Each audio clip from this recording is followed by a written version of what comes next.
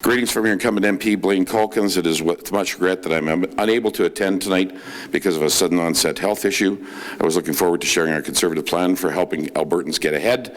These forums continue to provide opportunity for me to gather information about the issues concerning the constituents of my riding. I would be more than happy to address any questions or concerns that you were hoping to have addressed this evening. For that purpose, I'll make myself available at my campaign office as soon as possible. Contact my team with your inquiries. I've been able to attend several forums so far and look forward to more opportunities to connect with you in the future. Thank you for your understanding.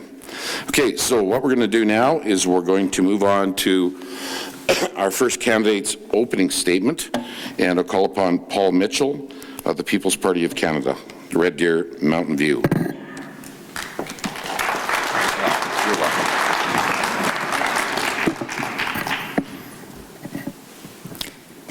In case you hadn't noticed, Alberta has been thrown under the bus by Ottawa. We're in a time of crisis, and we need to make a choice. More of the same, offered by the Liberals and the Conservatives, or tearing out what's rotten in Ottawa with the People's Party.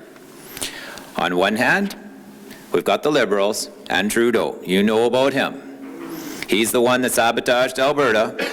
He's been involved in many scandals, and he shut down an RCMP investigation.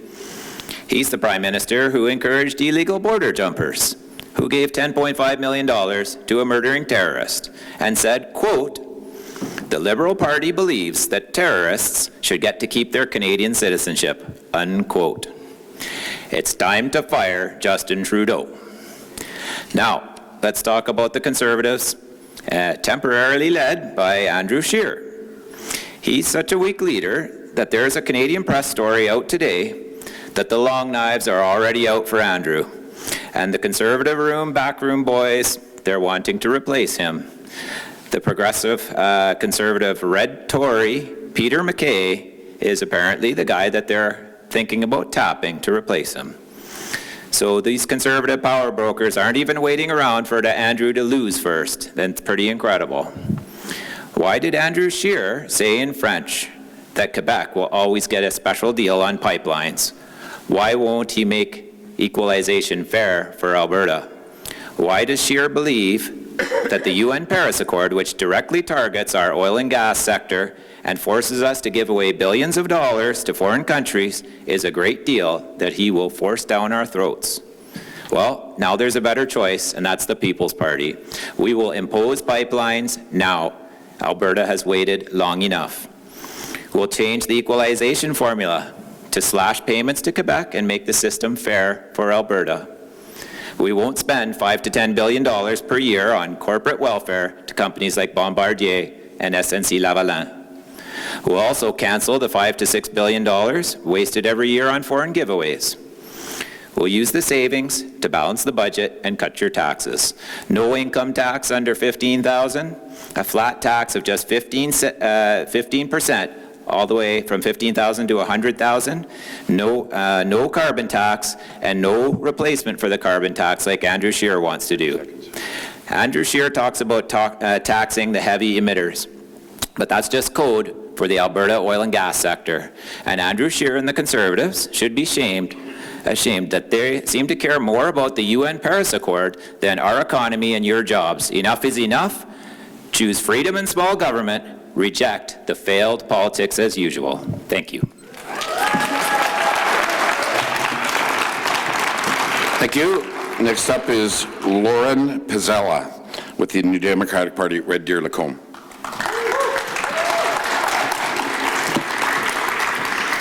I am not a career politician. I never expected to run for public office. I'm 24 years old. I should be, eating avocado toast and swiping on Tinder, because that's all millennials do. But instead, current governments and governments past have forced me to stay silent no more. I realize that if I want a good future for myself and for my children, I'm going to have to stand up and fight for it. Last summer, we had forest fires so bad we could barely breathe. And this summer, floods have damaged millions of dollars in crops and homes. And yet, there are political candidates who deny climate change and insist fossil fuels are our only future. Alberta has been an economic powerhouse as long as I can remember, albeit still only 24. And yet, we pass by opportunities to train our workers in new technologies and carbon-neutral energies in order to support an industry that people across the world are actively reducing their dependency on. And it may just be the business student in me, but that doesn't seem right. I want to help bring Alberta into a new economic era, one where we are world leaders, not just citizens dying to a clinging resource. Nearly half of our Canadian workers are living paycheck to paycheck. We need to stop and take better care of each other. It's time to lift the debt burden from our young people and make sure everyone has an affordable place to live. Let's expand our public health care services to areas like prescription drugs so Canadians can save money and can worry less. We need to make investments in new technologies and infrastructures to create more jobs and opportunities all across the country and our own backyard. And we need to do so while protecting our environment. Canada thrives when women are given the opportunity to thrive. That's why I'm defending the right to choose and improve access to abortion services. I want to make affordable childcare available to all families, so no one has to choose between having a career and having kids. I want to develop a national action plan to end gender-based violence and improve access to shelters. I want to promote domestic violence leave policies in the workplace and improve police training on sexual assaults.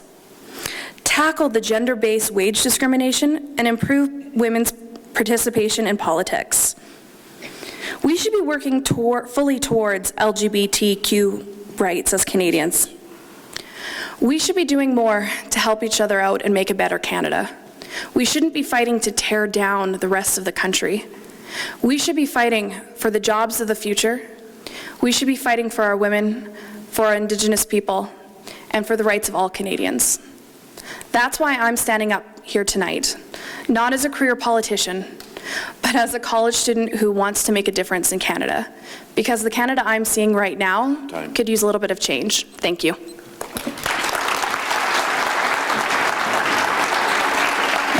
Just a reminder, there were pieces of paper and pens out the door if you had a question that you wanted to write down to be asked. If you have a question, or anytime in the evening have a question, hold up your hand. One of the ushers will come to you with a piece of paper and a pen. Okay? Next candidate is Tiffany Rose, representing the Liberal Party of Canada, Red Deer Lacombe.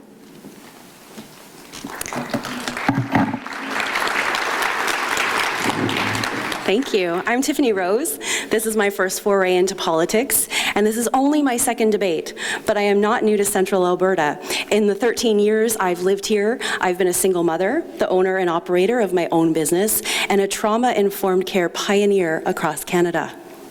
But before all of that, I worked on a ranch at a children's camp where I taught horseback riding. It was there that I learned something very important. While trail riding, the group only traveled at the speed of its slowest rider. This philosophy is one that holds a place in politics that we forget at our peril. Now more than ever, I believe Canada has the resources and the talent to leave no one behind. All we require is the collective will. I know many of you here today may not subscribe to this idea. I know there are many valid dissenting opinions in this country, and I have heard them. Some of you may say that traveling at a slower speed will prevent us from achieving our greatest potential, but I appeal to you that this does not account for the larger picture.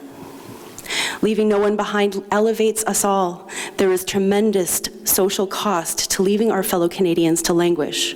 Modern society is changing faster than any of us could have imagined. It tears down old institutions, ideas, philosophies, and traditions, whether we want it to or not.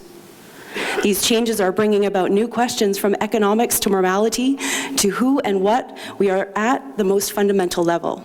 Failure to grapple with this in a meaningful way is leaving people behind in the form of unemployment, mental illness, broken families and relationships, turning to crime out of desperation, drug abuse out of a desire to escape, and other ways too numerous to mention. What we are left with when we are guided by little more than corporate interests, we are left with a world in which we are failing in our role as good stewards of the earth and constructing a future absent an architect that threatens to manifest itself as a society absent a place where the human spirit has a place to soar. I have always felt in my heart and my bones a pull to speak out for the marginalized. That is at the heart of who I am. I can't help but try to help someone I see struggling or in pain. The people that know me best would tell you the same thing. Many of these people have asked me why I chose to get involved in politics and run as a Liberal. I believe I can make an impact here. The Liberal Party has been the sitting government for much of Canada's history because it is central, reasonable, and despite its faults and challenges, it tries to speak for all Canadians. I know that compromises must be made in order for us to move forward together. It's a big country in which there are so many differing valid regional opinions, which must be heard. A good solution to a problem in Montreal might not have usefulness in Regina. It is paramount that we stick together as a nation, that we avoid divisive path on which the U.S. has found itself. We need to resist the dark impulse within each of us to blame the outsider and be seduced by the demagogue. Resist denying a helping hand. Thank you. Thank you.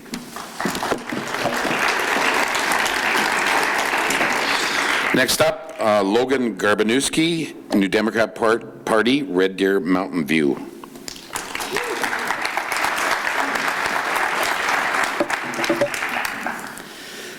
Good evening, folks. My name is Logan Garbanewski, and I'm the NDP candidate for Red Deer Mountain View. I'm a full-time education student here at Red Deer College. I'm an expecting father, and I'm a full-time employee. And I believe it's time that we had a break from the Conservative and Liberal governments. For too long, Liberal and Conservative governments have told Canadians to expect less, cutting back on services, while handing out special deals for big corporations and big polluters, and giving tax breaks to their wealthiest friends. Instead of lowering the cost for Canadians, they've delivered outrageous giveaways to their richest few, while letting costs grow for everyone else. The cuts made by previous Conservative governments and our current provincial one are telltale signs of what a federal Conservative government will do for us now. For decades, governments in Ottawa have been making choices that hurt everyday people while benefiting the richest people and the most profitable corporations more and more. It's time we elected a government who is willing to stand up to big business, stop letting them get away with lower taxes, and put an end to subsidies for multi-million-dollar corporations. It's time we had a government who invested in Canadians, invested in the services we rely on, and a government that's actually in it for you. I'm here, and I'm in it for you.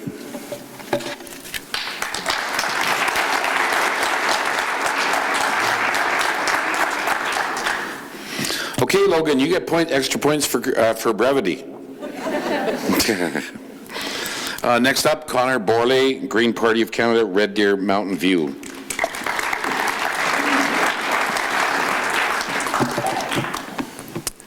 Good evening. Thank you to Ken, to the Alberta and Red Deer Chamber of Commerce, and the Students Association for hosting this event. My name's Connor Borle. I'm the candidate for the Green Party of Canada.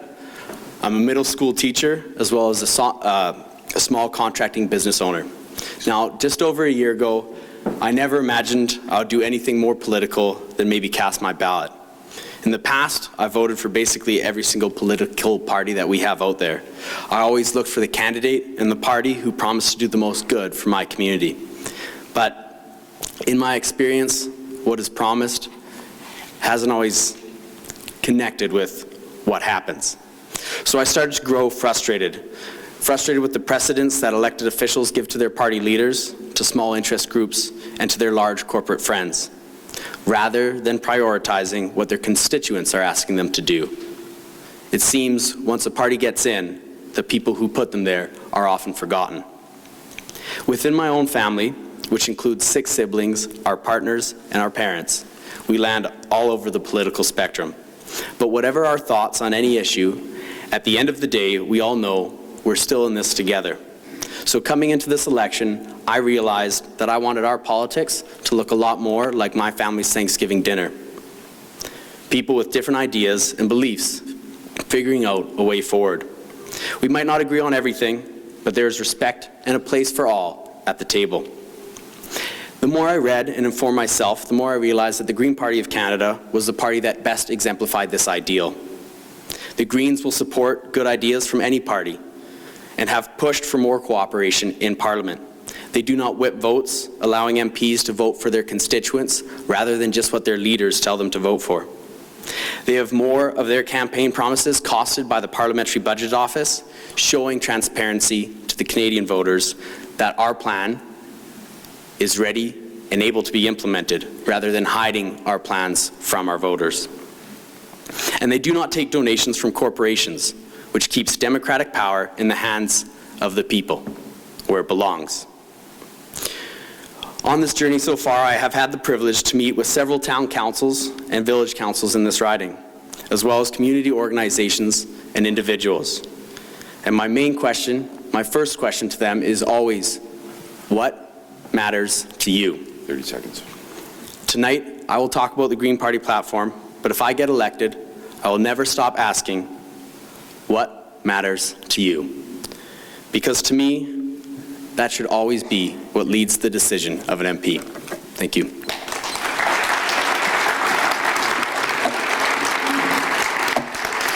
Next up, Earl Driessen, representing the Conservative Party of Canada, Red Deer, Mountain View.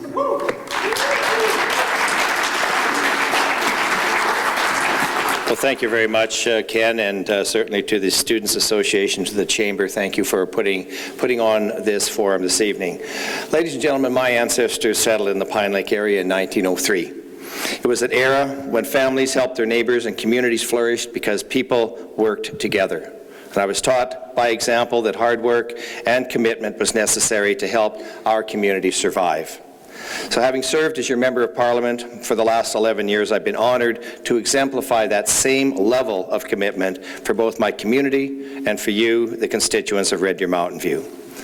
Now, I was fortunate to have two work passions, farming and teaching.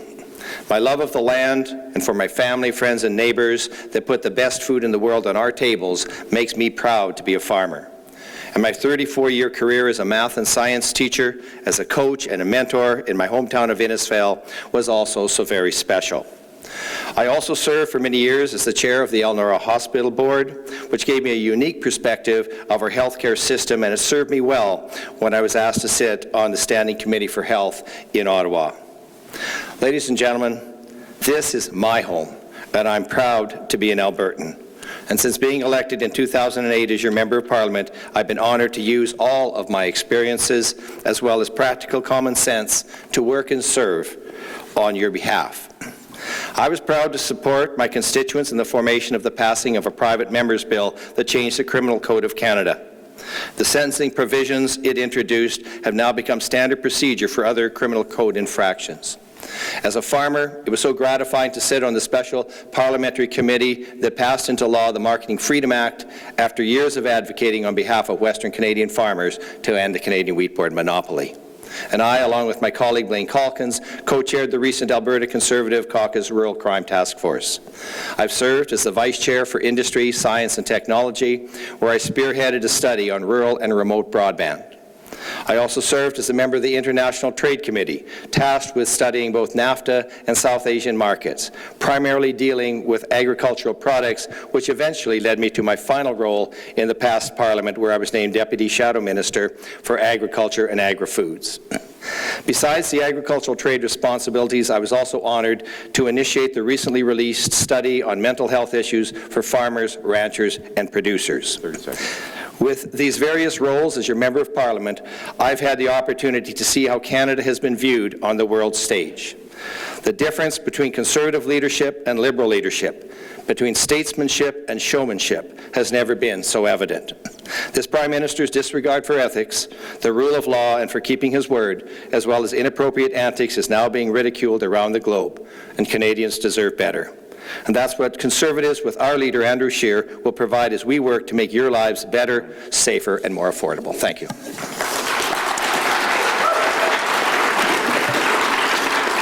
And last candidate to present opening comments, Laura Lynn Thompson, People's Party of Canada, Red Deer Lacombe.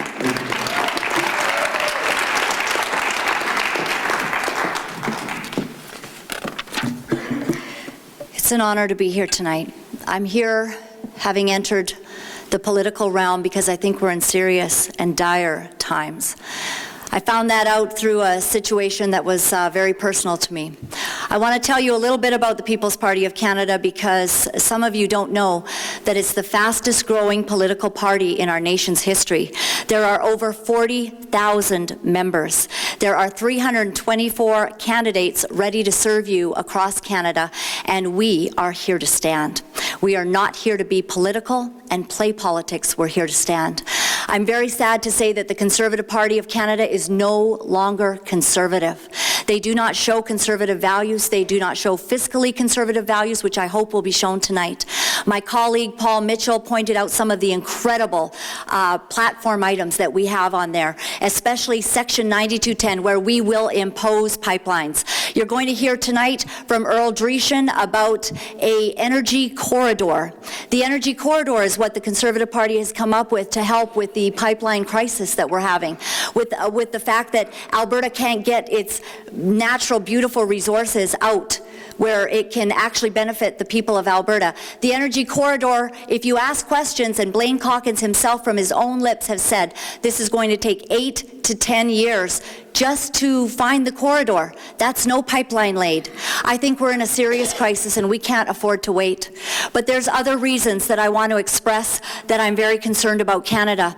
2 years ago, I had a perfect life. I was the co-host of the national Christian broadcast, the 700 Club Canada. I also had my own show, and I was living the dream. I was traveling, speaking internationally, actually, and I loved it. And then something happened. It flipped my world upside down. I was living in British Columbia, and a mother there told me that they are teaching gender fluidity ideology to small children. In fact, they said that there were dozens and dozens and dozens of transgender indoctrination books in the school system from kindergarten to grade 5. That was confirmed by the president of the BC Teachers Federation to me on Twitter. I still have the tweet. And I decided that I didn't think that that was actually good, that somebody should be able to tell a little boy, this is a true story, he was playing with a truck, it was a little girl, she was playing with a truck, and the teacher actually said to her, do you know what? You're playing with the truck, maybe you're a boy inside.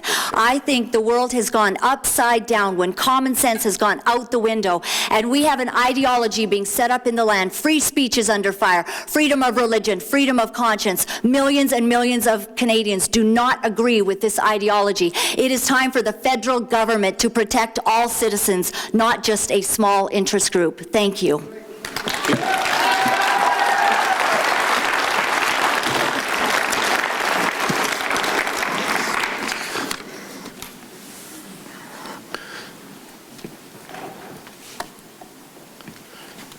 Have to get some water because I'm sure this question period is going to be interesting. Okay, first question. And again, the candidates will be, each of them will get an opportunity to answer a specific question first, and then we'll move on down the line, and then it'll rotate, and somebody else will get an opportunity to answer the second question first. Okay, first question. You have 1 minute to respond. What will your party do, if anything, to help alleviate the crippling federal student loan debt for individuals? And we're going to start off with Connor Borle. You have 1 minute. Perfect. For the Green Party, we realize that education is one of the best returns on investment that a government can make. As opposed to corporate tax cuts and things like that only return about like 30 to 40 cents on the dollar. Education returns almost $2 for every dollar invested. So what the Green Party of Canada is willing to do is invest $400 million a year into retraining and apprenticeship programs to refocus skills and trade workers as they transition into new work, make college and university tuition free for all Canadian students, tie funding and federal provincial transfers to universities, providing more to universities and colleges with a measurable focus on student-professor contact, mentorship, policies of inclusion, and tenure track hires. So the Green Party of Canada then would also work to reduce the stress of any existing student loans that are still out there while making any future education and post-secondary free. Next up for that question is Earl Driessen. You have 1 minute. Well, thank you very much. And as an educator, I certainly cherish the jobs and the schools and the training that my students had. And of course, one of the concerns that they had was the debt. But making it universal, I know that there are families that can't afford it, and they look at different options for their children. But the debt aspect of it, if you have it over enough years and you wait until people are employed before you start asking for it back, I think what has been done in the past has been something that will continue. Something you always have to keep an eye on. Again, making sure that people have an opportunity to get good jobs, though, is probably one of the most important parts to make sure that the education that we do have, that we're looking at trades as well, because that is another aspect of it, so not simply universities and colleges. But again, there's a lot of other types of education that are out there, young people that are out buying trucks and welders and so on. That's important too. Logan Garbanewski, 1 minute. We believe that access to education should never depend on how much money your parents make or how much debt you can carry. Conservative and liberal governments allowed the cost of post-secondary to balloon with no end in sight, and having to continue to profit off of student loans with interest to the tune of hundreds of millions per year. We would like to eventually make post-secondary part of our public education system. Long term, this means working with provinces and territories to cap and reduce tuition fees and building towards making post-secondary part of the public education system, so kids can go from kindergarten to career with no barriers. Thank you. The People's Party is the only party that is going to respect the jurisdictions of the provinces. We are for provincial autonomy, and education is a 100% provincial jurisdiction. We're going to respect that, but that doesn't mean that we can't help with some areas that are federal. We're going to cut your taxes, and we're going to cut them very significantly, so it will be easier for you to pay back your loans. So, for example, if you are earning from 0 to 15,000, there'll be no income tax. From 15,000 all the way up to 100,000, it'll be a flat tax of just 15%. So much lower taxes than right now. And I think that will be a huge benefit for our students. They'll have more of their own money, and they can actually pay off those debts more quickly. But we will not interfere with the education system. That is a provincial jurisdiction. Thank you. Lauren Pizzella. I think I can stand with this. An average student has a debt of $27,000. Over $5,000 of that is interest. What I'd like to do as your representative for NP is start by cutting the interest on student loans and immediately saving our students $5,000. We also need to move away from loans by increasing access to Canada student grants. And last but not least, we need to invest over $3 billion in green climate initiatives. And part of that money, a substantial part of that money, needs to be for training our workers for the jobs of tomorrow. Right now, one of the leading geothermal energy companies is based out of Calgary. And yet, there isn't a single training course available in Alberta to teach our students these jobs of tomorrow. So let's have immediate action, and let's have things that actually fix it. Thank you. Thank you. Tiffany Rose. So I'm 42 years old, and I have some friends that are about the same age as me that are still paying off their student loans. Yeah. Did somebody say the F word? So the Liberal Party is committed to more generous Canada student grants, more affordable and flexible student loans. Full-time and part-time students will get up to $1,200 more per year through those grants, and a grace period of 2 years after graduation in their careers before they have to start paying off their loans. This is really important to give people a good start after they complete their education to get on their feet so that they don't have to worry about paying their loans back or interest that's accruing on those loans as they start their new lives. Thank you. Thank you. Laura Lynn Thompson.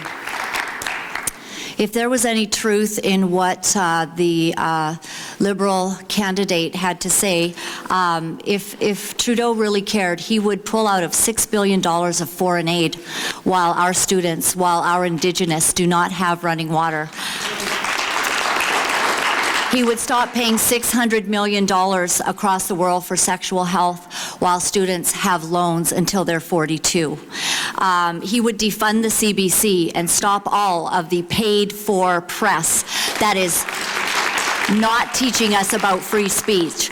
$595 million to trusted media rather than helping you students to get through school. That doesn't sound like it's a very sincere prospect that you've offered here. I also think it's interesting that in schools you're not being taught to really value freedom of speech. Even today, nobody's allowed to take video. Why? It's a federal election and we want everything out. Why can't you take video?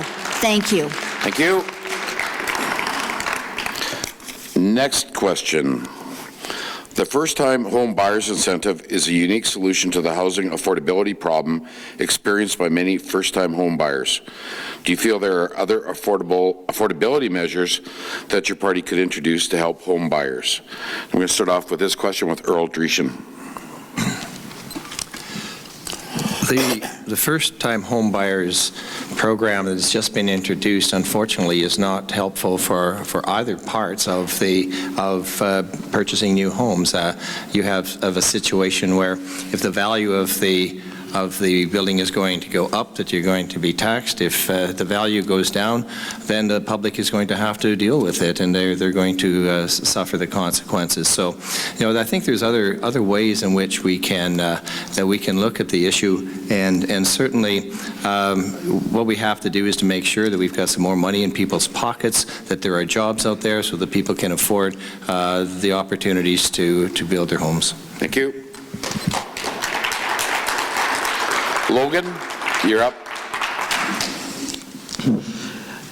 The New Democratic Party would like to reintroduce 30-year terms to CMHC-insured mortgages on entry-level homes for first-time home buyers.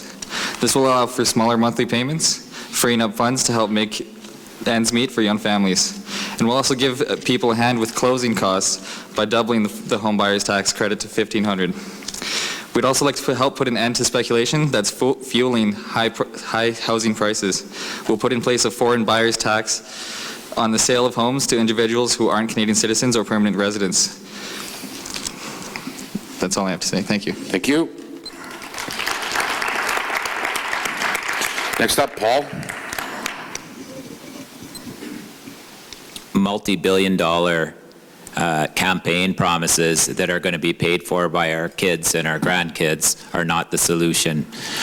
I have people on my block that are losing their homes, and I've met many people when I'm out door knocking that are in a similar situation. It's because of the state of the economy. How about if we want to keep people in their homes, we let them have a job? And how about we take a look at what's happening with our pipelines? Our party is the only one that will impose pipelines right away and get the shovels in the ground so that the economy here in Alberta can get back on its feet again and people can afford their houses. Thank you. Lauren? The economic reality for me, and even for Logan as 20-something, is drastically different than our parents' and our grandparents' generation. It's harder to buy a home than ever before. Between being saddled with upwards of $27,000 on average of student debt and increasing drug and pharmaceutical prices, it's harder for families to get ahead. That's why the NDP wants to double the first-time home buyers tax credit to $1,500. We want to make it easier for Canadians to have a little extra money in their pocket at the end of the month. We need to put these systems in place because my dream of having a home and Logan's dream of having a home looks nothing like our parents. And if we want to have the same stabilities that our families do and their families before them, we need to make some changes. Thank you. Thank you. Tiffany? So, I believe that one of the things that we don't consider when we talk about mortgages are the people who are being left behind. And mostly that is people in the millennial generation and Generation Z. Most of those folks are not going to be able to buy homes. And I think that the Liberal Party has a great platform to start those folks off on a better foot. Some of those include pharmacare and tax cuts for the middle class and those working hard to join them. No taxes on the first $15,000 earned for those who earn under $147,000 a year. No tax breaks for millionaires. Also, we'll review government spending to ensure the wealthiest Canadians aren't receiving unfair tax breaks. In 2015, this revealed over $3 billion that the Liberals invested in the middle class. Thank you. Okay. Next up, Laura Lynn. We look at what we're going through with housing crisis and all of that. We have to look no farther than the despicable track record of the Liberal government. We have to also look at what is continuing in a Conservative Party platform that is actually repeating several things that the Liberal Party is doing, and I'm sad to say that. Foreign aid, last year we gave $7.1 million in foreign aid to China, $5 million to North Korea, $4 million to Iran, $200,000 to Russia, $2 million super well-off to the super well-off glamorous country of Italy. We gave them $2 million, $6.8 million to Mexico, $4.5 to Turkey, $4.3 to Brazil, which competes with Canada for our aerospace and agriculture, soybeans. We fight for a world market with Brazil, and we gave them $4.3 million, $2.1 to Argentina. We gave away about $6 billion a year in foreign aid. Andrew Scheer is going to cut 25%. We're cutting all of it. Next up, Connor. The Green Party of Canada believes that in a nation as prosperous as this one, every Canadian citizen and permanent resident should have a home. We would invest $750 million to create 25,000 new homes every year, as well as 15,000 remodeled homes. And we'd keep those off of the market so that international buyers can't force the market prices to skyrocket like they have in Vancouver and Toronto. And if you want to talk about how we're going to pay for that, simply by matching our corporate tax rate to that of the United States, our closest competitor, that's $71 billion, $71 billion more in Canadian revenue. Thank you. Okay, so the next question. What can we expect from you and your party in addressing funding gaps in education, housing, and healthcare services for Indigenous peoples? How will the barriers be addressed? And I'm going to go to Logan first on this question.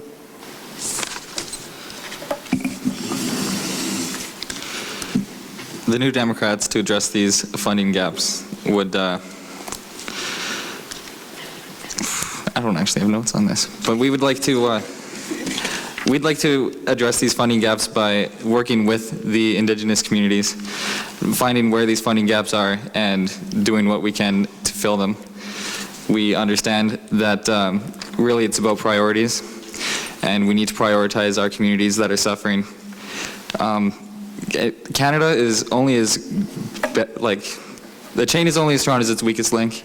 Canada is only as good as its lowest class citizen, and we can do better. Thank you. Paul? Right now, Ottawa spends about $21 billion a year on Aboriginal programs. I think the fact that many of those communities are still living in poverty and that there's, well, of course, many social issues going on in some of those places, and we also have toxic drinking water in some of those communities. Well, it really illustrates the fact that our current system is broken. And we're the only party that is really not saying that we should just carry on with a broken system forever in perpetuity. I think we need to look at some of the fundamental structures that are in place, and we're going to try and take a look at maybe having property rights for people on Aboriginal communities. We also want to see if there is some interest in potentially phasing out the very paternalistic Indian Act. We're going to try and break some of these traditions and see if we can help all of our all Canadians move forward together, Thank you. unified.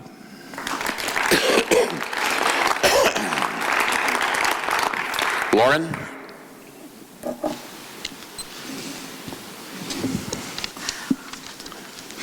Let's start by committing a true nation-to-nation relationship, reconciliation and recognition of Indigenous rights, and most importantly, equal funding.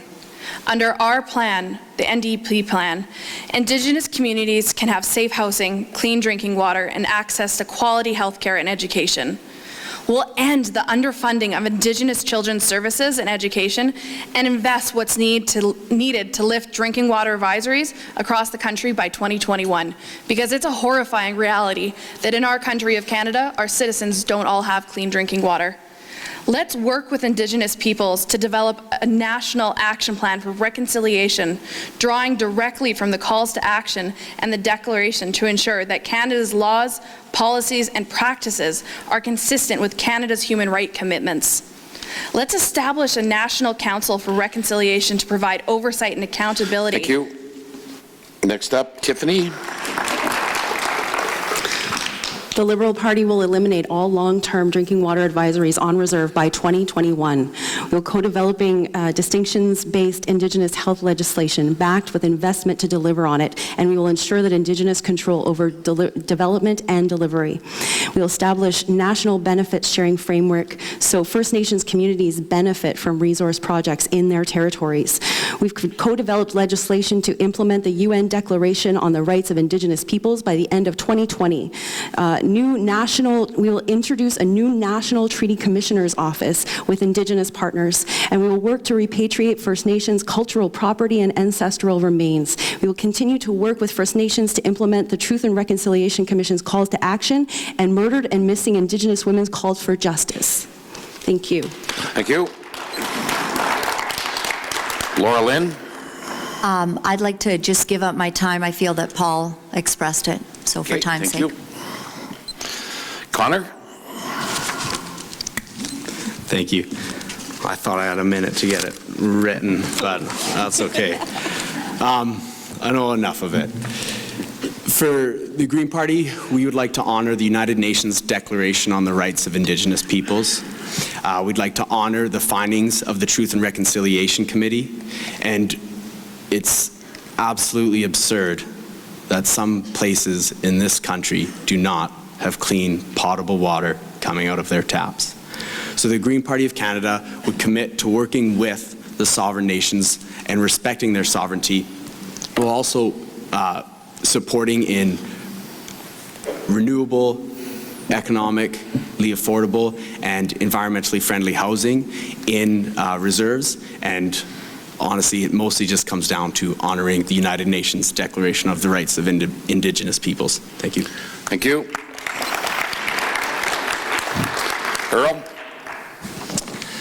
Well, thank you. And I had the honor to be on Aboriginal Affairs and Northern Development for a number of years, and spending some time north of the 60th, talking to different groups, some amazing business people that are there, and some amazing things that they have been doing. And so they have been helping themselves, and they have been doing what is necessary so that their communities can thrive.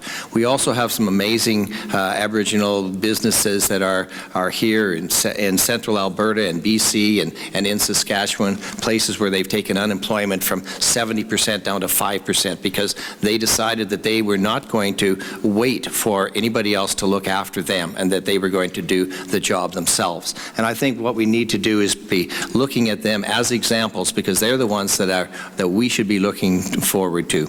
And I had a second opportunity to come back, and I think my time is up, so I'll have to talk about that later. Thanks. Okay, question from the floor. What will your party do to review and adjust our current outdated transfer payment policy and process so that it truly represents and is an accurate reflection of the economic reality of each province and territory. Did everybody catch that, or you want me to repeat it? Good? Okay. So we're going to start off this question with Paul. That's a great question. And yes, your time's up, Earl. Equalization is a very unfair system for Alberta in particular. The system is rigged against us. Even though our economy is not performing very well, it seems like Quebec got a raise from $11 billion to $13 billion this year from the Trudeau government. We don't agree that we should have a rigged system, and so the People's Party of Canada is the only party that will ensure that the equalization system is fair for all provinces, and that includes Alberta. It's very easy to do. We are going to change the equalization formula. It only requires a cabinet decision to do that. It can be done in a single day, and we're going to fight real hard to make sure that day happens extremely soon, starting October 22nd. Thank you. Lauren? I never, ever thought I would say this, but I think I have to agree with you, Paul. The formula needs to be changed. It's outdated and a relic of a bygone era. We need to adjust it for accounts in our changing economy and make sure that it reflects our new energy. As Canadians, we can do a better job of introducing these policies to the future. But the way to do that is to make sure that we're working together as a country and making sure that our funds and financing reflects that. We can go into the extreme details of the formula and break it down. But in reality, what needs to happen is we need to look at where our energy sources are coming from, where our finances are coming from, because Alberta's GDP, I think, is something like 16% of the province, or of our countries. So we need to do a better job of representing this to our citizens. Thank you. Thank you. Tiffany? Well, it probably won't surprise many people here to hear me say that I think the equalization system is working. I think there's more people in Quebec than there are in Alberta. And although... Okay, you might have had the counter thing that you really were trying to do there, because as I started off at the beginning of the forum, if somebody gets interrupted, their time is going to get reset. So we're going to reset you back to 1 minute. Sorry? Okay, sir. Okay, folks, if you can't honor the conditions of the forum, please leave. Just let me reset this. Hold on. Go ahead. Thank you, Ken. Equalization is being used as a wedge issue to try and separate us from our fellow Canadians. It is being used as a wedge issue to create further isolationism. And while I said in my earlier opening is that there are varying opinions in this country, and all of them are valid. And so you may not agree with me, and that's okay.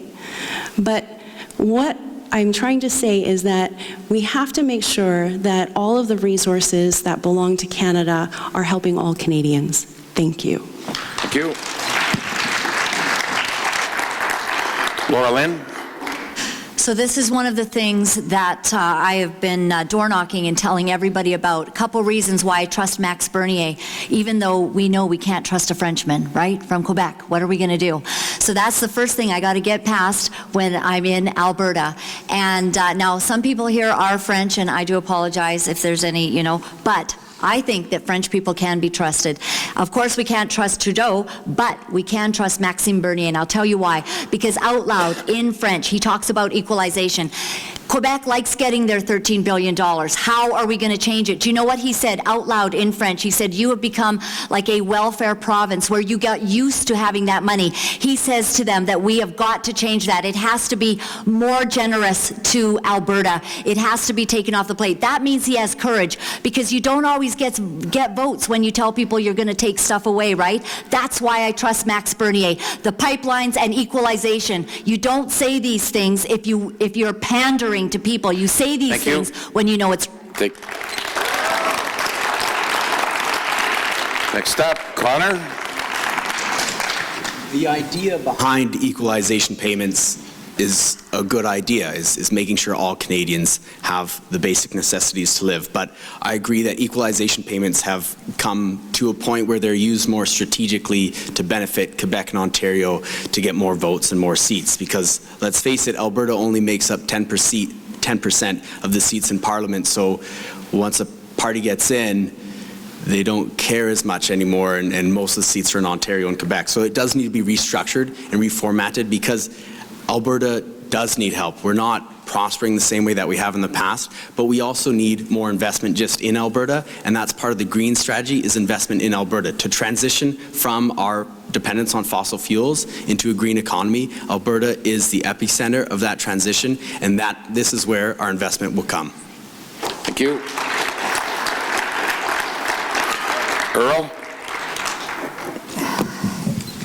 Well, thank you. And of course, really what caused most serious part of this, in the 2017-2018 federal budget, they snuck in a part that said that they were going to be able to go ahead and extend for a 5-year period the length of equalization. Neither the Saskatchewan government nor the Alberta government knew that that was there. There is a massive frustration. And this is why we're hearing, even from the provincial government, saying maybe we should be having a referendum on equalization. And I think really we have to recognize it. There's a new economic reality, but obviously the Liberals were not paying any attention to what was happening, and they were hoping that no one else was either.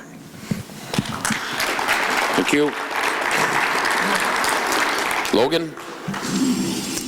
So I think I'm going to give up my time on this because Lauren and Connor both kind of hit this right on the nose. Thank you. Next question. Can your party commit 100% to using the Constitution to build pipelines? And we're going to start off with Lauren, please.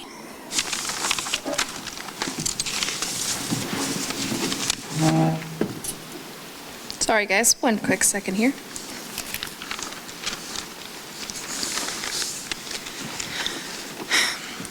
Fossil fuels are the energy of the past. They've put foods on countless family members' tables, and that is a wonderful thing. But we need to face the economic reality. A pipeline being built under the Conservative government is going to take 8 to 10 years. The pipeline that the People's Party of Canada is going to be stopped in court because they're trying to do something basically illegal. We need to actually focus our jobs and our training on these energies that will get Alberta's economy back in the world forefront. We need to invest the time and the money to make sure our workers are ready for the jobs of tomorrow. There's currently a $200 million solar panel plant being built just outside Calgary, one of the world's leading geothermal plants. Thank you. Next up, Tiffany. One of the things that I was reading about when I was preparing for this was about a community in BC near Merritt called Coldwater First Nation. And the thing that I was reading about this community is that the current pipeline that Justin Trudeau bought, the planned path for that pathway goes right through their aquifers and their water sources.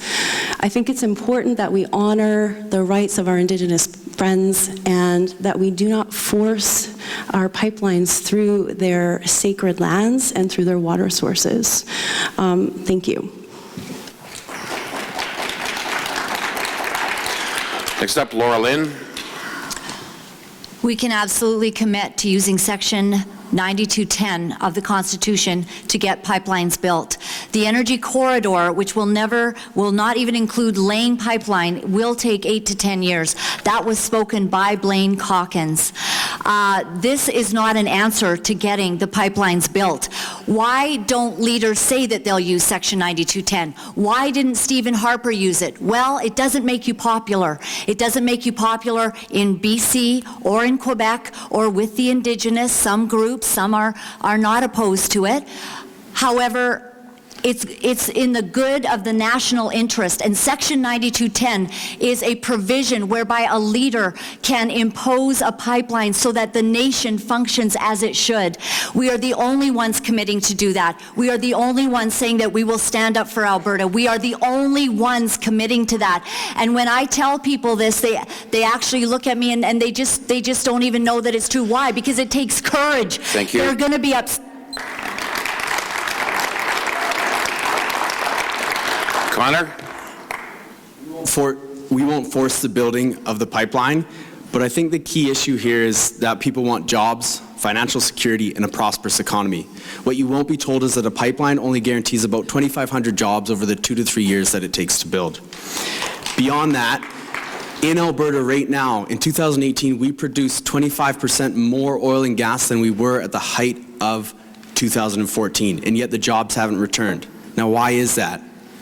That's because the industry has replaced workers with AI, robots, and automation.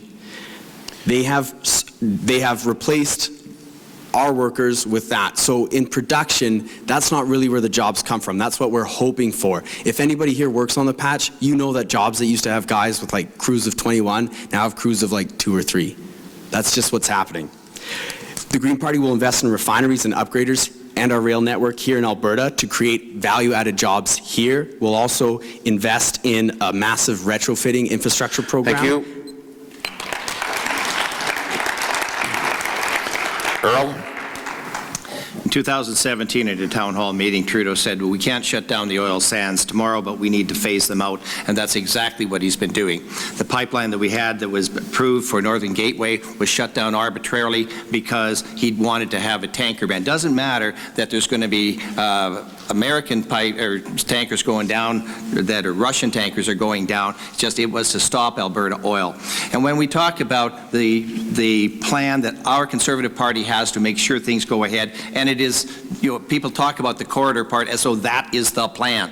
We are looking at canceling the carbon tax, repealing Bill 69, the No More Pipelines bill, ending the ban on shipping traffic in British Columbia, establishing clear timelines to get Indigenous consultations up front, and banning foreign advocacy groups from disrupting approvals, and also asserting federal jurisdiction when it is necessary. Thank you.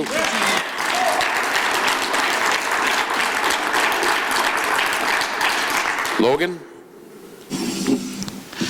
The New Democrats would not force any province to undertake any kind of infrastructure that they aren't okay with. But if we can ensure that there's proper consultation undertaken, feedback is incorporated, and we do our best to minimize the local impacts and mitigate every possible climate change effect, then there should be no reason for any province to turn down any project. I look at the oil and gas industry as a gas pedal. And if we're going to be putting the pedal to the metal on a non-renewable industry, we need to be putting the same effort into renewable industries so that there's something there at the end for us. Thank you. Paul? Earl talked about when something's necessary. Well, it's necessary right now. We're going to impose pipelines right away. Earl should talk to his leader. Why does he say in French in Quebec that they won't impose pipelines? You know, that's a problem. It's necessary right now, and only the People's Party of Canada is saying that regardless of what Quebec or BC thinks, we're going to impose pipelines. We're going to get them built. We're also going to repeal Bill C-48 and C-69. And when we're talking about approving future pipeline projects, we're going to streamline the approval process so it doesn't take 3 years. We don't need to look at the intersection of sex and gender to build a pipeline. What we need is an approval process that works, that can be done in 6 months, and get nice, safe projects, get them off the ground so people can get back to work, and the spin-off effects on our economy are going to be huge. Don't be fooled. There's only one party up here that will impose pipelines right away, and it's us.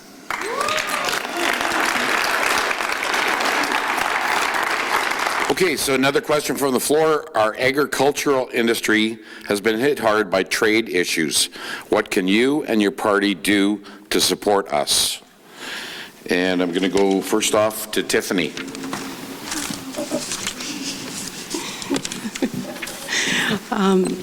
So we're really experiencing some challenges with our neighbors to the south and the way that they are interacting on the world stage, and we've seen it impact our farming friends. It's interesting that that we find ourselves in this place because we have to be good neighbors, even when our neighbors are difficult. This is a challenge for the Liberal Party. We do have in our platform some plans to help our farming friends with increased plans to put more money in their pockets so that they can afford to invest in their businesses. We do have a plan so that it makes it easier for farming families to pass on their business to relatives who want to take it over, and continue talks with negotiating so that we can trade.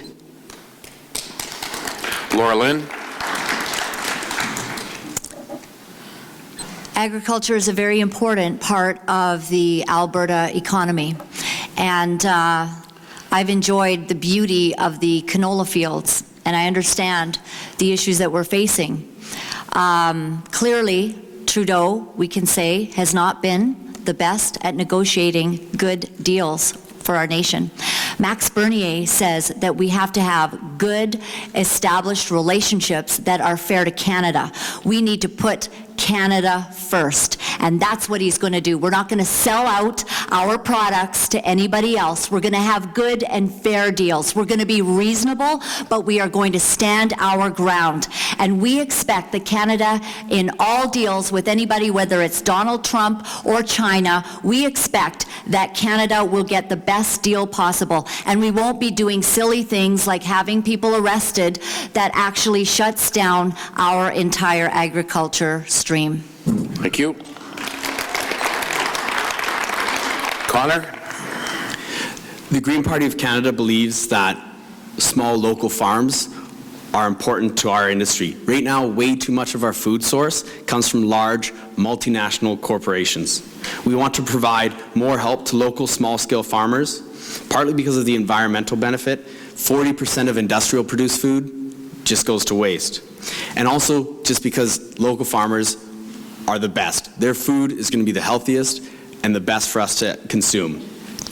In order to do this, we want to also help new farmers to get into the industry. It's an incredibly difficult industry to get into, and we want to help them by providing education and startup support. And we'd also like to invest in paying farmers for carbon sequestration through farming strategies that keep more carbon in the soil and makes their farms have even higher yields. Earl?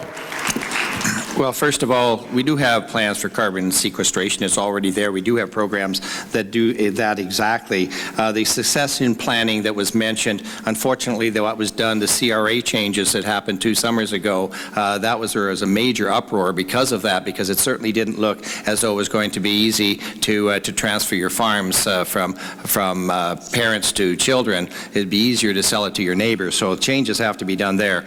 But obviously, the issues that we've had, durum wheat for Italy, cereals to Saudi Arabia, cereals to Peru, pulses to India, all of these things, China has looked at us and said, these guys won't fight back over anything. And that's one of the reasons why agriculture became the main target when all of this was taking place with the Huawei executive. I was in China about 11 months ago. They were anxious to have our canola, our beef, and our pork, all of our seafood and so on. They were excited about it, but unfortunately, we've dropped the ball. Thank you. Logan? The New Democrats would like to do more to defend Canadian workers and communities from the unfair trading practices, both from the South and from China. The China issue is really just a bigger country trying to bully their way into us breaking an agreement that we have with our neighbors to the South. And we believe that it's our duty to stand up to bullies like this, to stand up to people who try to push us around and find new buyers for our canola. It's a big market out there, and we can find people who will actually appreciate what we have to offer.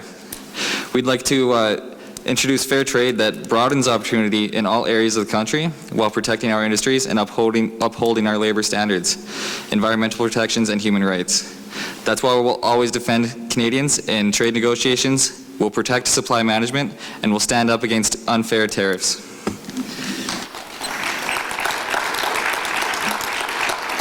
Paul? The Liberal candidate said, quote, "We are experiencing problems." Well, she nailed that one. Justin Trudeau, her leader, and Chrystia Freeland are the problem, and they need to go.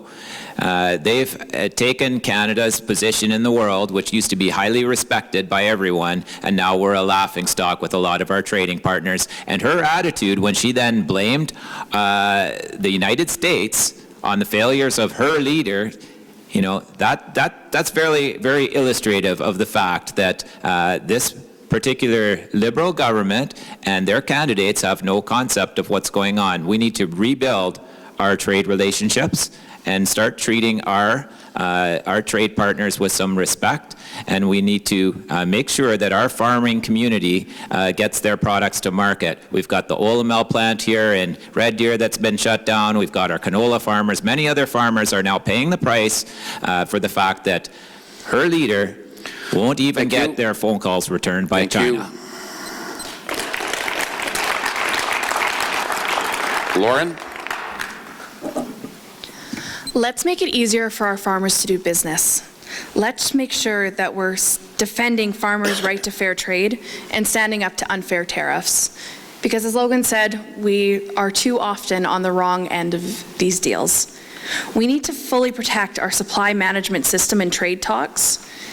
And let's ensure farmers have the infrastructure they need to actually conduct business. Let's invest in high-speed broadband and cell infrastructures to connect farmers and rural communities, giving them the tools they need to succeed in the business world. Let's actually invest in agriculture research and plant breeding to support innovation and provide direct benefits to farmers. Let's take the time to invest in our farming communities to ensure they're ready and able to respond to climate change. Let's make sure our farmers never get the short end of the stick again, and they have the ability to conduct business the way they should be able. Thank you. Thank you. Okay, next question. Mr. Scheer has proposed a tax rebate or subsidy for parents who enroll the kids in recreational activities. What about the low-income families who cannot afford to pay the fees to enroll their kids in the first place? What is your plan to assist low-income families get kids active? And we're going to start off with Laura Lynn, please. Actually, I believe, I was just looking for it, I wasn't expecting that question, but Andrew Scheer, I believe, has taken away income tax benefits from parents who are putting their children into private Christian schools. And when I read that, that was a little bit alarming. I believe that we do have to support families. We do have to give tax breaks to families. We do have to support good education. One of the problems we have with our education system right now is that it seems that there is an influx of NDP and liberal-leaning teachers and representatives in our schools, and that is how some of this curriculum that is getting through is forcing actually parents to want to put their children into private schools, and I recommend that, and I also recommend homeschooling while it's still legal. Thank you. Thank you. Connor? The issue with tax rebates is you need the money up front before you get any benefit from the rebate.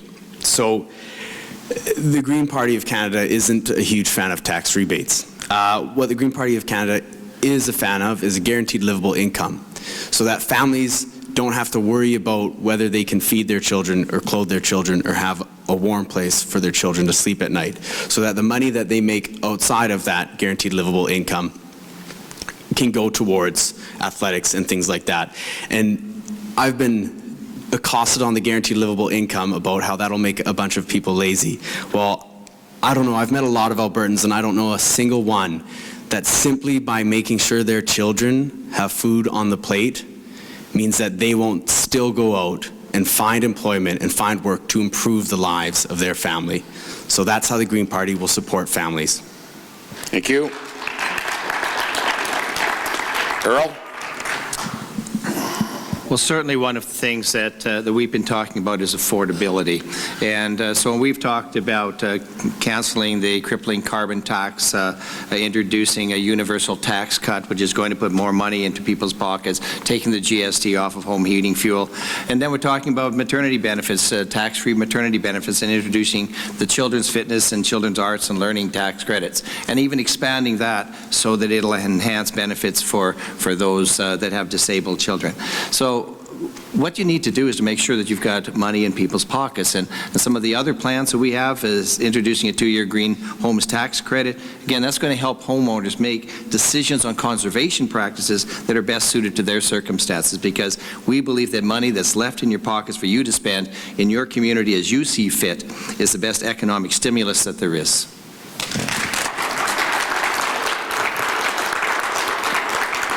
Logan? We would like to make life more affordable for families. I've already discussed making the housing market a more affordable place for new families to get homes. I would also like to discuss our plan to develop a national public universal childcare program. It's critical for lifting up women and their families out of poverty, and it's an important way to give kids an early start to learning. We'd also like to expand our universal health care to truly be universal and cover head to toe all the needs that have to do with a person's health. That's more bills that you don't have to worry about. We'd like to expand our Medicare system to cover vision, pharmacare, dental, mental health, and addiction services. And through expanding these services, we'll lift up all Canadians from poverty and provide them the services they need to succeed in life. Thank you. Paul? When the Conservatives say they're going to get rid of the carbon tax, let's not forget that they're going to shift it actually over to the heavy emitters, which is our oil and gas industry. And that's going to cost a lot of jobs in this province, so let's not be confused about that. Now, when it comes to boutique tax credits, like Andrew Scheer loves, by definition, those are applied unevenly across the board. They benefit some people and they don't benefit others. We'd rather cut taxes for all Canadians, and that is a much more fair system. We're going to increase the exemption up to $15,000 on income, and then have a flat tax of only 15% for income up to $100,000 from $15,000. Now, when we do this, we're also going to phase out supply management, which is a regressive tax on the poor, costs an average family about $400 a year. That will also help poor Canadians to afford more programs for their families. Thank you. Lauren? As a coach myself, I understand when kids are active, they're happier and healthier. And the cost of kids' sports is just getting more and more expensive. So what I want to do for you as Canadian families is I want to start off by having our government invest $10 billion over the next 4 years to create 500,000 new good childcare spaces. Let's cap childcare costs at $10 a day, provide provisions for training new childcare workers, and ensure they're paid a quality salary.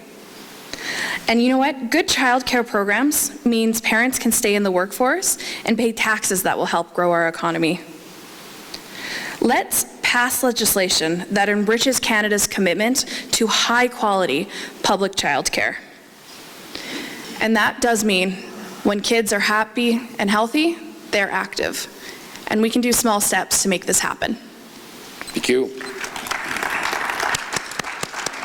Tiffany?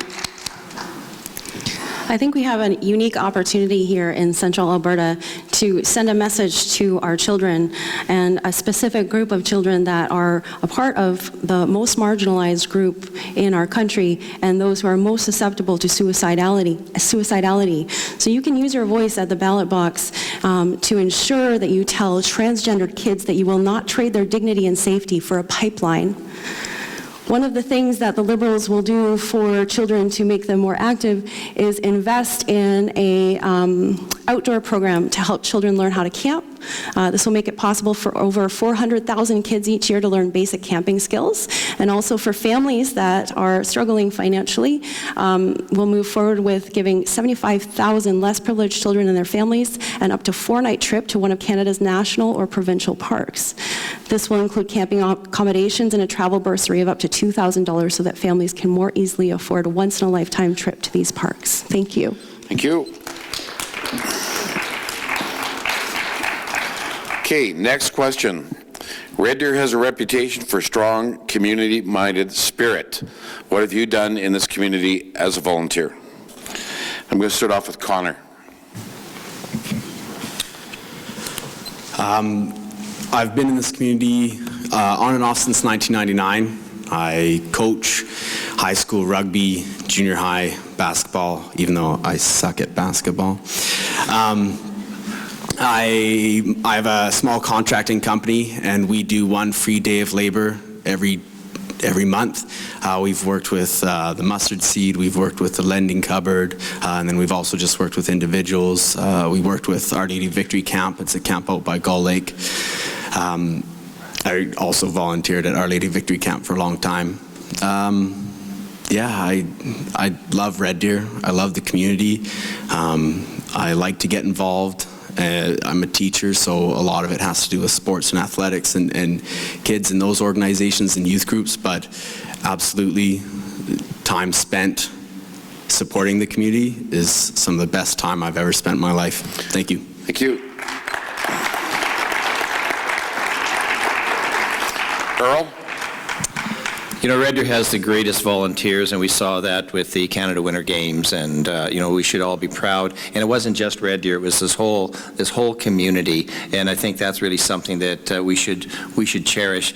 Myself, I was a coach. I was a hockey coach, a football coach, wrestling, track and field.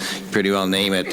We were involved in that, and again, part of it was because of my teaching, but a lot of it was just outside of the community. Treasurer of our local church out of Pine Lake, president of a curling club, dealing with ag societies. I'm also the first person there, usually putting up the chairs and taking them down, and it doesn't matter that I'm the MP. I'll do it because it needs to be done.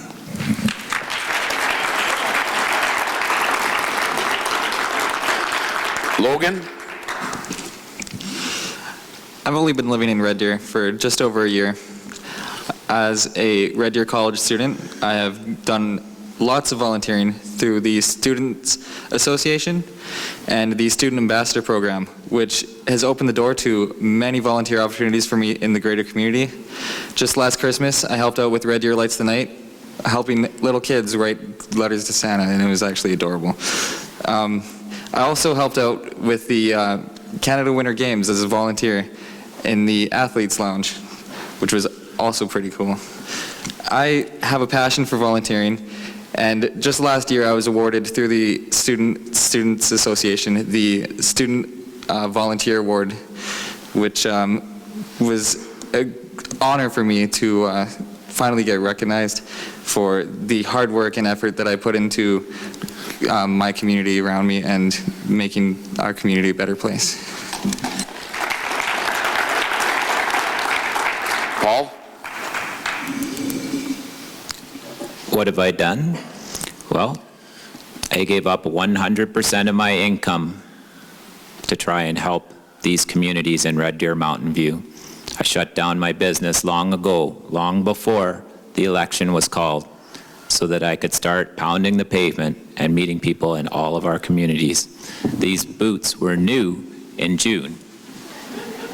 And there's a hole in the bottom right now. You can verify that.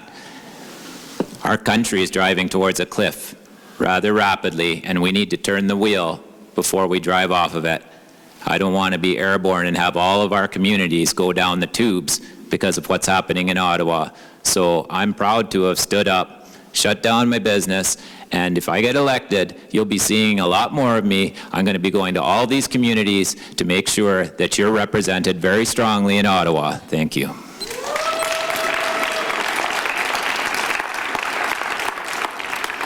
Lauren?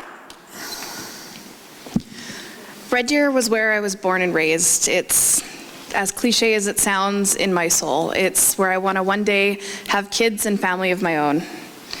One of the first volunteer opportunities I ever had was at Red Deer Regional Hospital, working in the emergency room and the acute care unit. And it gave me a real appreciation for what we need to do in our community to build up our medical system, because it's got faults and it definitely has its failures. I then worked over 7 years at Red Deer Psychiatry Clinic, where I saw the shortest wait time to see a psychiatrist and get the mental health people we're desperately seeking was 4 months. Currently, I spend most of my time volunteering for Quidditch. Now, Quidditch, if you don't know what it is this ridiculous sport taken from Harry Potter. But what's amazing about Quidditch is a couple things. First off, it's a bunch of nerds playing sports. And second off, it's got this amazing rule called 9 3/4, where you get to play with whatever gender you identify as. Thank you. Thank you. Tiffany? So I volunteered pretty extensively in our community, starting out when my daughter was quite young at her school, helping in her classroom. And then when she moved on to Treehouse Youth Theatre, I served on the board of directors and as a parent volunteer to ensure that they had all of the help that they needed to put on their excellent shows. I volunteered as a business owner at my yoga studio, offering free yoga classes for Pride in the park.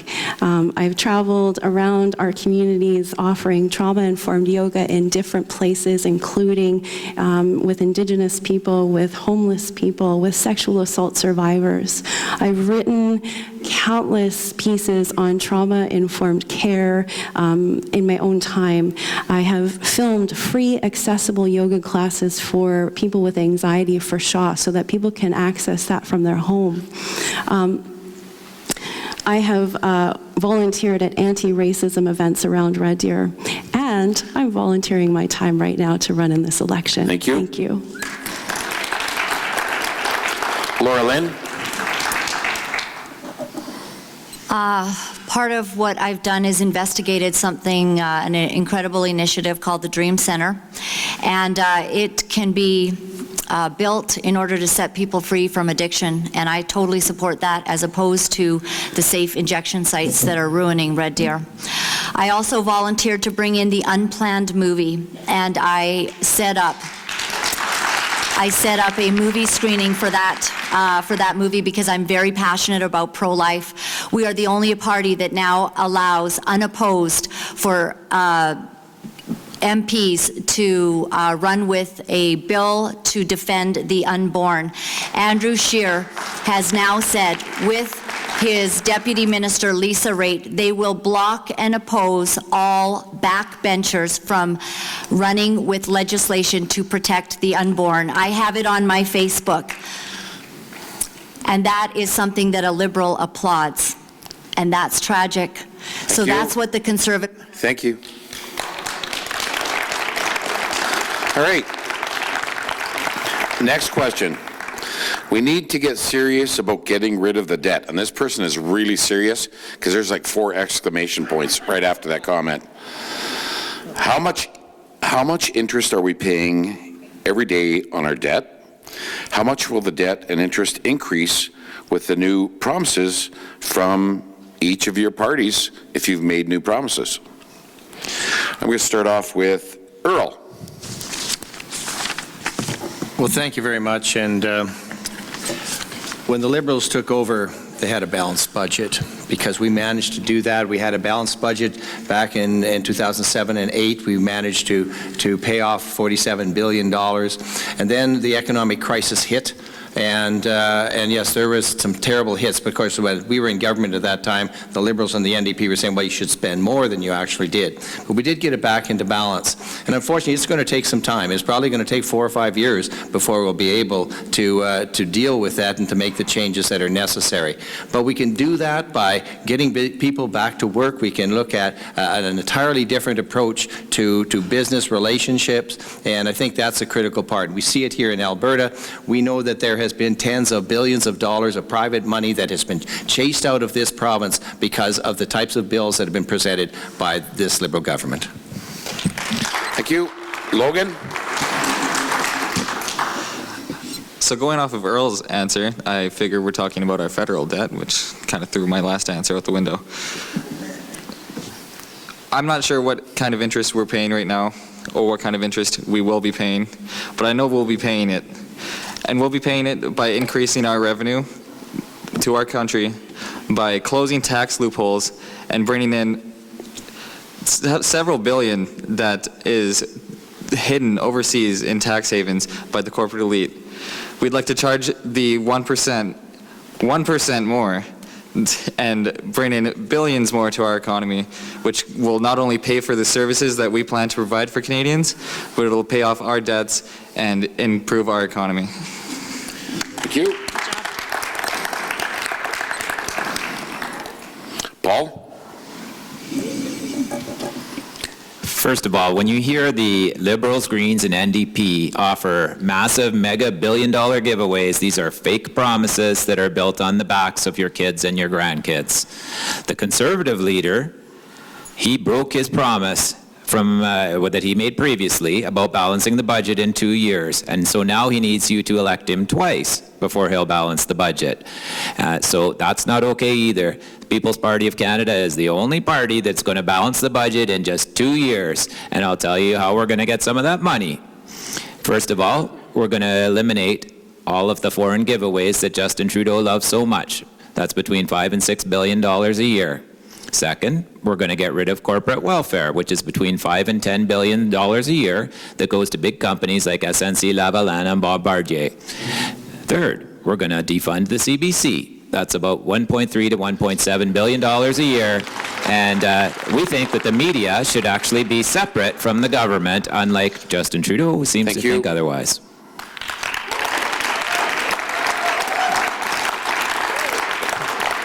Lauren?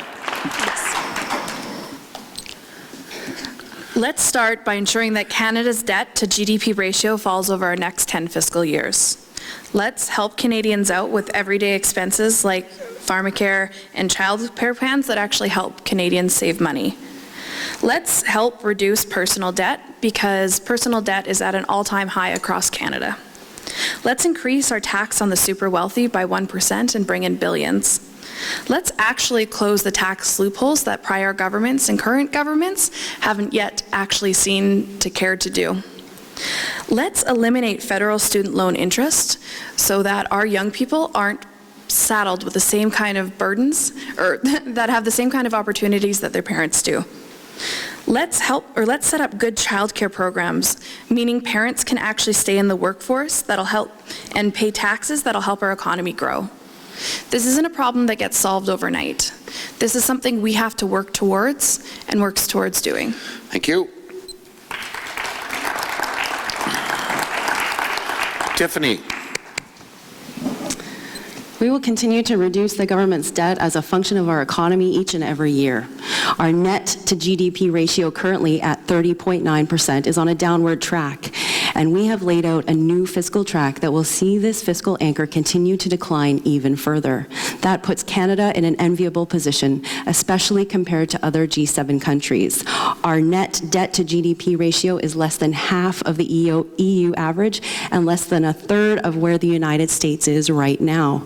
That relatively low level of debt is a serious competitive advantage, and our government is fully committed to maintaining that advantage in an increasingly volatile and unpredictable world.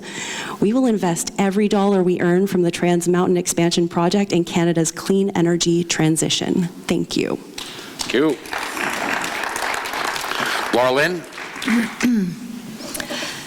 Maxime Bernier said specifically that we will not fund abortions across the world. Andrew Scheer announced this week that Canada will continue to fund abortions in many countries across the world, $600 million. We won't do it. It's not a conservative value. That is not what we do. Harper didn't do it. I don't know why we would continue to do that. We will stop all foreign aid, as Paul said. We will pull out of the Paris Climate Accord, which is going to be quite a tax on us. And Scheer said this week that he supports more legislation for the LGBTQ. When you look at the dollars that are going into funding pride parades, funding LGBTQ initiatives, that is an area that we can cut taxes. and giveaways. We do not support small interest groups. What we support is all Canadians. We are all free under the Charter of Rights and Freedoms to live as we choose. We don't support small Thank groups. you.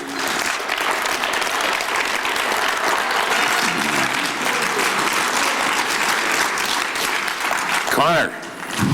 The Green Party of Canada is the only party that has submitted their entire budget to be costed.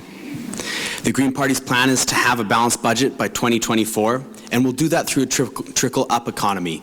More money in the hands of Canadians through job creation. Just one of our 3 major infrastructure projects has been estimated by trade unions to be able to produce 4 million jobs in the trade sectors. A trickle-down economy does not work, and the foreign giveaways that are being referenced is foreign aid. My girlfriend works for Doctors Without Borders, and that money goes towards purchasing plumpy nut, which is used to feed children that are malnourished. So I don't think foreign giveaways is quite the right term. The way to do that is by closing tax loopholes that would bring in $68.2 billion.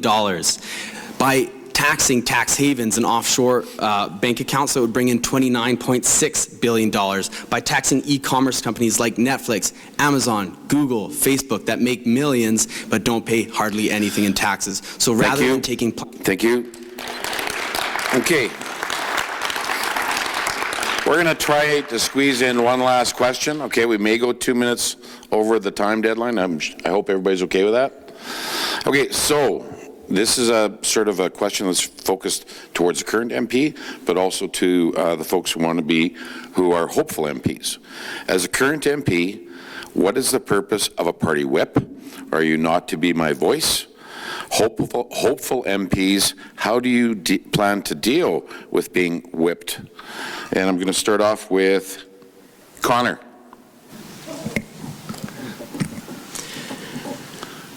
The Green Party of Canada does not believe in a whip.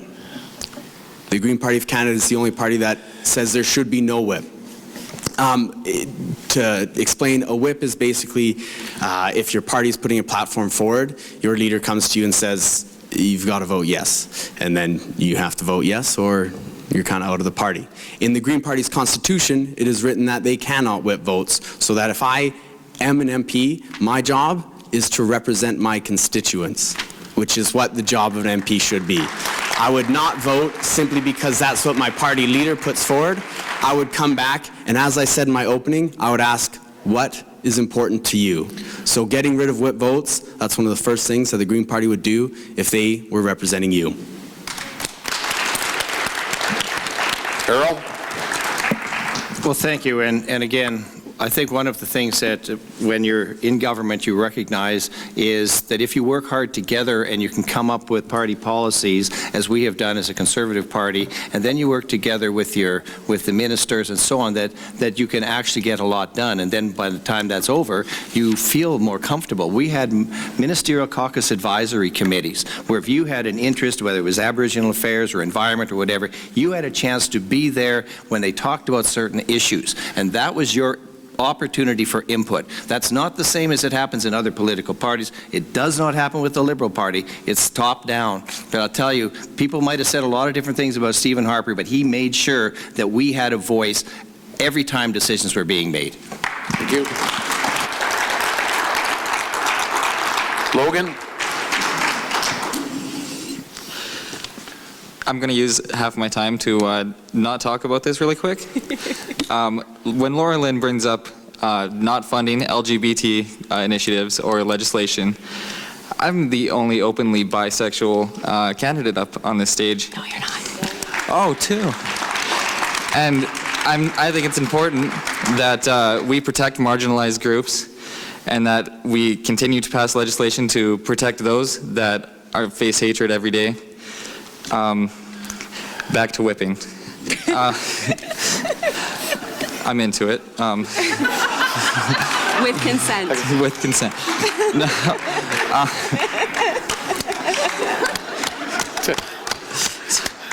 Do you want me to save you by telling you your time's up? Good answer. Paul, you're up. Okay, that's interesting. So, Logan, I'm not going to tax these people to promote your choices. That's up to you, and that's not a problem, but that's not what taxation should be about. Second, Earl didn't give an answer, and he always toes the line in Ottawa, and that's the way it works in the Conservative Party and the Liberal Party. You toe the line, and if you step this far away, then you're out of luck. Well, that's not how we are going to do it in the People's Party of Canada. I can assure all of my voters that if there's a conflict between my party or my leader and the people here, I'm going with the people here. I'm being elected by you. I'm going to fight for you. That's the way it's going to be.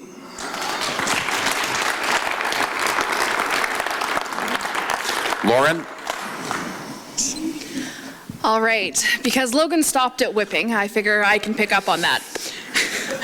Our job in the community is to represent our constituents, and we need to fight better to do that.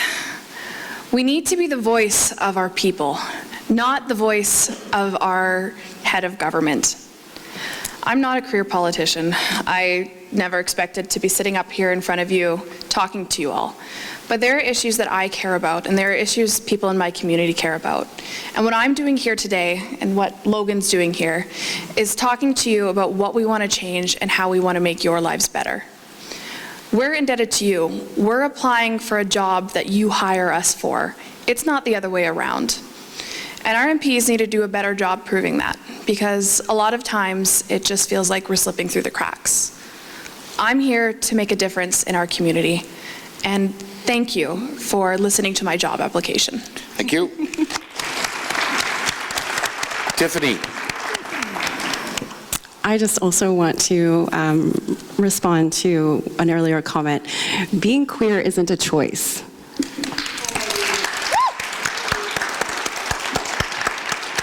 And you should only whip people if they consent to it.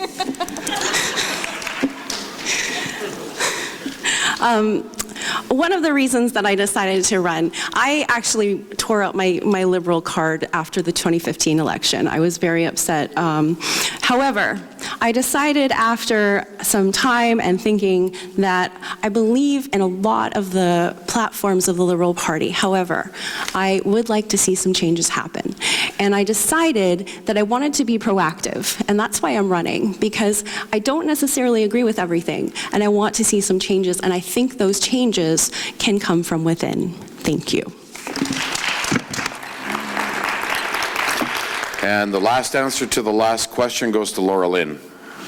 I'd just like to say to everyone who is bisexual, polyamorous, pansexual, gay, lesbian, or heterosexual, you're allowed to be that in Canada, and I have no disagreement with that. It is just that it is not everyone's choice. When you say that being queer is not a choice, well, Ellen DeGeneres was married to a woman. That woman left her and is now married to a man. If you look on the internet, you will see thousands of stories. I'll start your time over at 1 minute. You will see thousands of stories of those who have transitioned from one gender to another. They're now detransitioning because that was not the answer. And you know what? If you're going to stand and you're going to have a crosswalk and you're going to have flags that are flown all over this city, you better be fair to everybody else. Where's the heterosexual crosswalk? Where's the veterans crosswalk? Where's the Sikh crosswalk? Where's the Christian crosswalk? So if you want to have fairness, then you have fairness to everybody.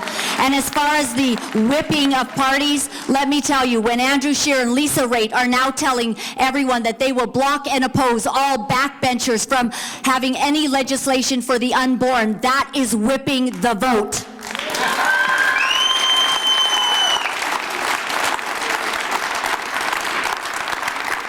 Done? Okay, thank you. Okay, so as I say in Ottawa, time for question period has expired, but I would dare say that we probably got better answers today than they get any day in Ottawa. So please join me in thanking our candidates.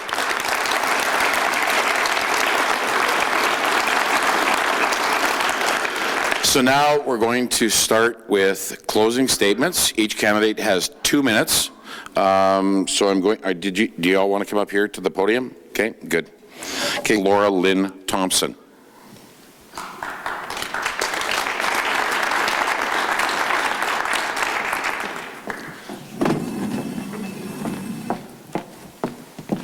Thank you so much. I want to let you know something, that in 95 ridings in Canada, you can't split the vote to a Liberal. In this riding in particular, no Liberal can get in. They're at about 10%. If that. It's hard for me to find someone who will vote Liberal at this time as I'm door knocking. What you do have is an incredible opportunity. You see, for decades, the CPC has been uncontested in most of Alberta, except for Midtown Edmonton, Midtown Calgary.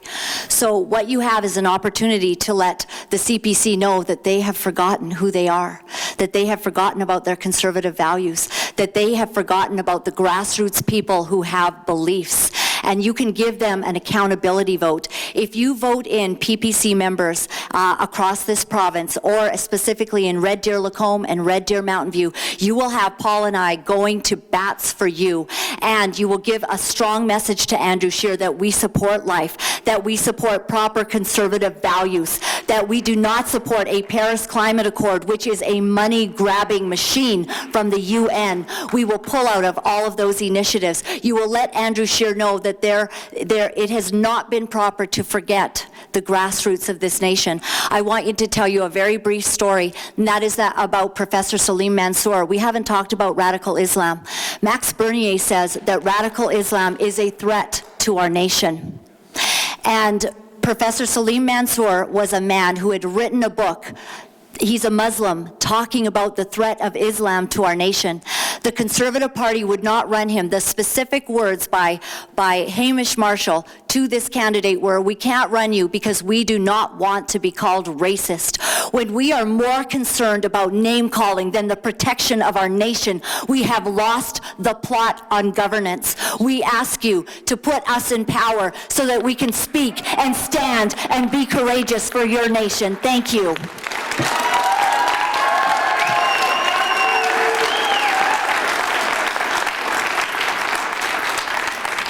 Earl Driessen, 2 minutes.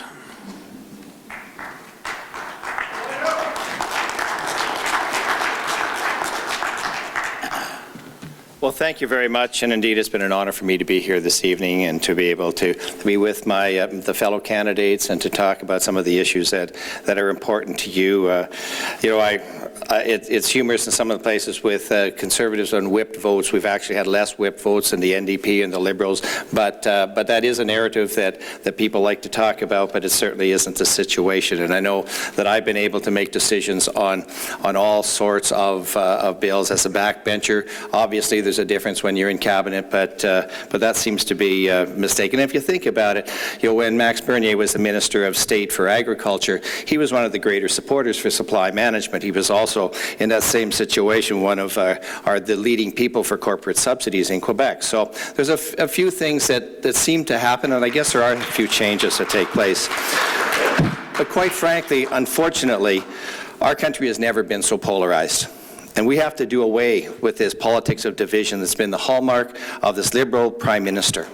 And whether it's politicizing our kids' summer jobs opportunities or overzealous political correctness or showboating on the world stage, Justin Trudeau is bent on dividing and labeling Canadians at every opportunity. He's pitted region against region, Canadians against Canadians, families against families, and as you can see tonight, Conservatives against Conservatives. This is the exact opposite of what brought communities together when my ancestors and your ancestors came to this province. It's the exact opposite to what newcomers expect from a country that has a reputation of acceptance and tolerance. We need to bring back hope, unity, and a sense of community, and I know that our Conservative team can do just that. Ladies and gentlemen, we must do all we can to ensure that Justin Trudeau is a one-term Prime Minister. If not, our oil and gas sector will continue to struggle, our agriculture industry will continue to be targeted, and Alberta's place as a province of opportunity will continue to be threatened. The Canada we know and love is at stake. Thank you so much.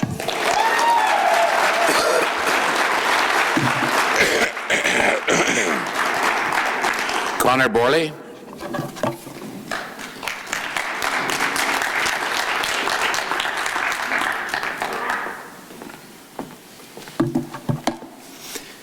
Thank you very much for having us here today. As an elected official, my job would be to represent you. Now, as many of you can probably attest to tonight, I will not always say what you want me to say. What comes out of my lips will not always be what you want to hear. I'm not going for the rah-rah vote or the rah-rah cheer. But what I am concerned with is I'm concerned with telling you the truth about discovering the most basic needs of constituents and determining through research and real-life examples the best way to meet those needs, even if it's something out of the norm. I won't concern myself with the pomp and circumstance that comes with elected office. I don't care about sucking up to the right people or pleasing the right industries or anything that will distract me from serving you. Now I'm a teacher. I'm a middle school grade 9 teacher. And on top of that, in my family of 6, I am the youngest. So though I'm pretty quiet and reserved up here, I can sure as heck be loud and annoying and boisterous. And I can guarantee you, if I'm on Parliament Hill, I will be loud, annoying, and boisterous. I will not be easy to ignore. I will hold people accountable, and because democracy should represent its people, I think as Albertans, we're impossible to ignore, so I will be too. Thank you.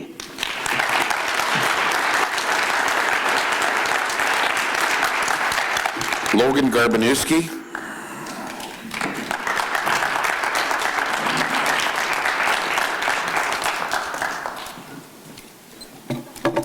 In closing, I would like to remind everybody of the failures of the past governments, how they failed to look out for Canadians, and how they failed to make life more affordable for everyone. It's time we made life more affordable for you, and not the corporate elite who cozy up to the leaders of the Liberal and Conservatives. Everyone should have the right to a safe and affordable place to call home, and it's time to make different choices. It's time for a government that's actually working on the side of Canadian farmers, producers, and farm families. It's time we expanded healthcare to cover all the needs that has to do with a person's health. And it's time we rebuilt our economy and allowed small businesses to once again thrive. It's time we stepped forward and we led the world in protecting our environment and protecting our home. And it's time we stood up to those who would use the fear of our neighbors to try and divide us.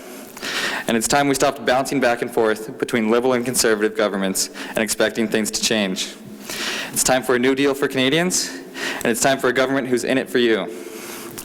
Thank you so much, everybody, for coming out tonight. Thank you for the Alberta Chamber of Commerce and the Students Association for organizing this today. And thank you for listening to what we all have to say.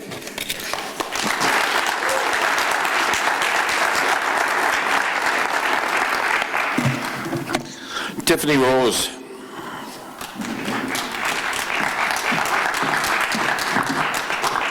Thank you, Ken. It is paramount to me that we stick together as a nation, that we avoid the divisive path on which the U.S. has found itself.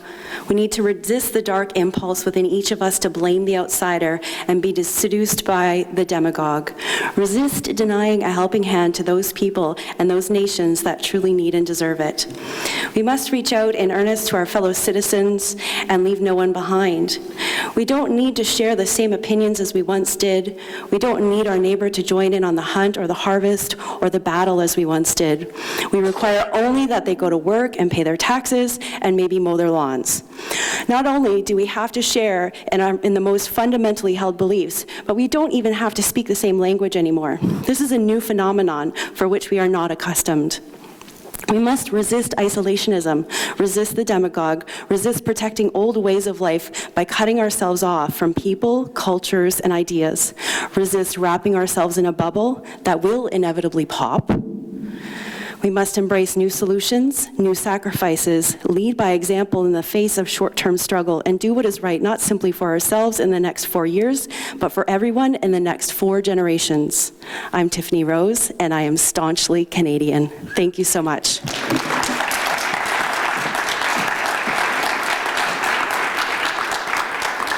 Lauren Pizzella.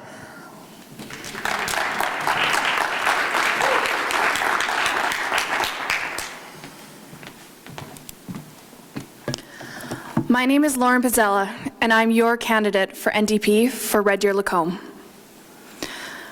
I was born and raised here. This is the community I want to start my family with. This is the community I want to eventually buy a home in. Some of you may call me naive, but I am passionate and hopeful about making our community a better, more welcoming place. Canada isn't about racism and homophobia. It's about working together to create a better future for ourselves and for our children. I'm standing here in front of you today asking to make a change, and change is often scary. I'm asking you to invest in a future that looks a little different than the one we have now, in a future where our energy jobs come from geothermal and solar rather than just fossil fuels. But these are the jobs of the future, and the future is coming whether or not we try to hold it back. And by investing in these jobs, we truly are investing in our careers and our kids' careers. And we're investing in a better Canada where we all rise above and we all can lend each other a helping hand. I'd like to take a moment to thank Ken for his wonderful job moderating again, and all of you for sitting here listening tonight. My name is Lauren Izella, and I hope I earned your vote tonight. Thank you.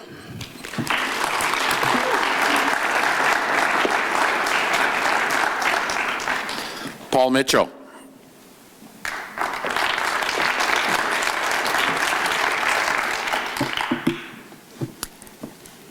First of all, the Liberal candidate talked earlier about a fiscal anchor. I like that. It's going to be my new nickname for Justin Trudeau. That's why the Red Deer Mountain View Liberal doesn't even bother to show up here or to other debates.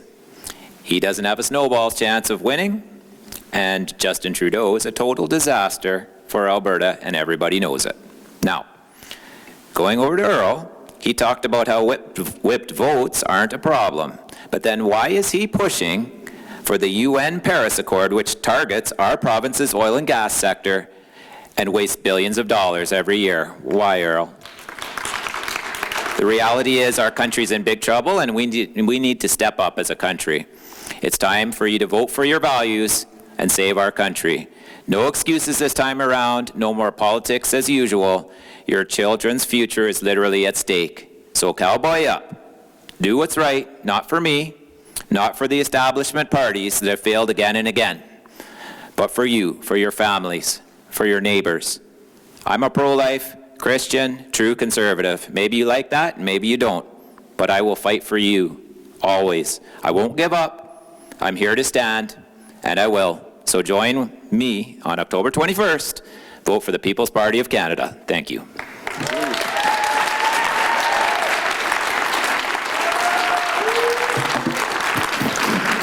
Okay, so that brings our forum to a close.